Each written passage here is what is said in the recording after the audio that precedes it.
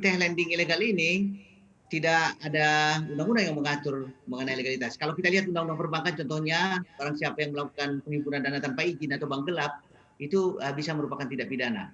Demikian juga di beberapa undang-undang lain seperti asuransi dan lain-lainnya.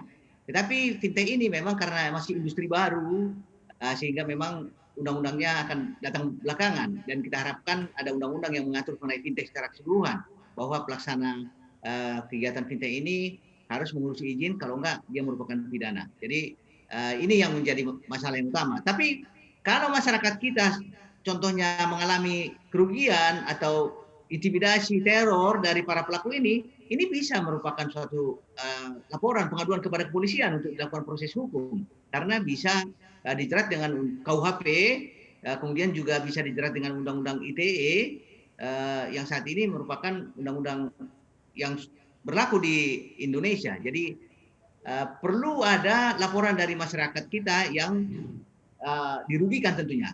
Nah, banyak sekali laporan-laporan masyarakat ini beredar di media sosial. Nah, ini tidak menyelesaikan masalah tentunya, karena di media sosial itu tidak ada solusi yang bisa diperoleh. Yang bisa mendapatkan solusi atau penegakan hukum adalah dengan melapor kepada Polri untuk melakukan penegakan hukum. Kemudian tadi yang kedua, dari mana kita dapat informasi fintech lending yang terdaftar di OJK?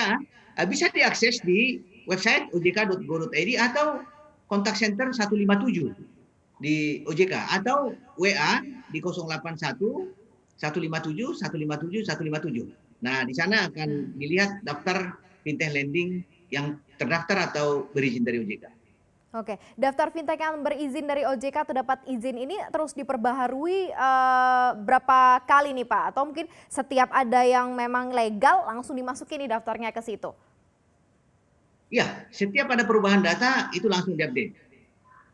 Oke ya, jadi nggak usah takut nih ya. Jadi kalau ada yang baru dan memang legal langsung terdaftar. Nah, kenapa ini dia nih ya soal pop up iklan, kemudian tawaran-tawaran di medsos nih, walaupun udah ditutup nih iklannya masih suka ada, apalagi misalnya di YouTube gitu ya, suka masih muncul. Di seperti apa nih Pak untuk penanganan lebih lanjut? Karena walaupun sudah diblokir, tapi iklannya masih sering keluar terus.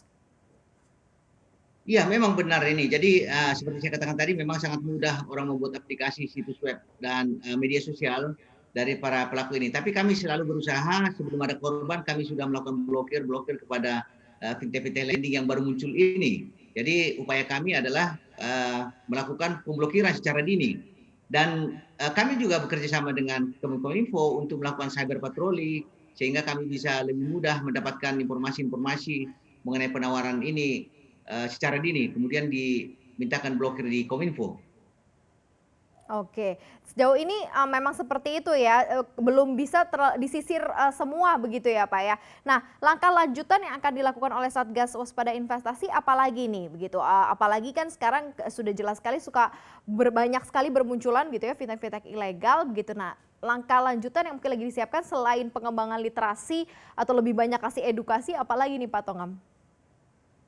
Ya, kami melihat bahwa fintech lending ilegal ini bisa berjalan karena ada transaksi sistem pembayaran tentunya, baik melalui perbankan atau melalui payment gateway. Oleh karena itu kami di dalam Satgas Waspada Investasi ada juga Bank Indonesia yang membantu Satgas Waspada Investasi, dan untuk menghimbau kepada seluruh pelaksana sistem pembayaran untuk tidak mengakomodasi atau tidak melakukan kerjasama dengan fintech-fintech lending ilegal ini. Nah, ini yang menjadi sebenarnya yang utama akan kita lakukan, karena darah atau aliran darah dari fintech lending ilegal ini adalah melalui transfer dana tentunya. Nah, ini yang perlu kita lakukan, sehingga kalau kita bisa menemukan suatu solusi menghentikan transfer dana baik melalui payment gateway atau melalui perbankan, kami kira akan sangat mengurangi aktivitas mereka ke depan. Jangan lupa untuk install aplikasi CNBC Indonesia yang tersedia di App Store dan Play Store. Dan ikuti terus perkembangan ekonomi bisnis terkini hanya di CNBC Indonesia Beyond Business.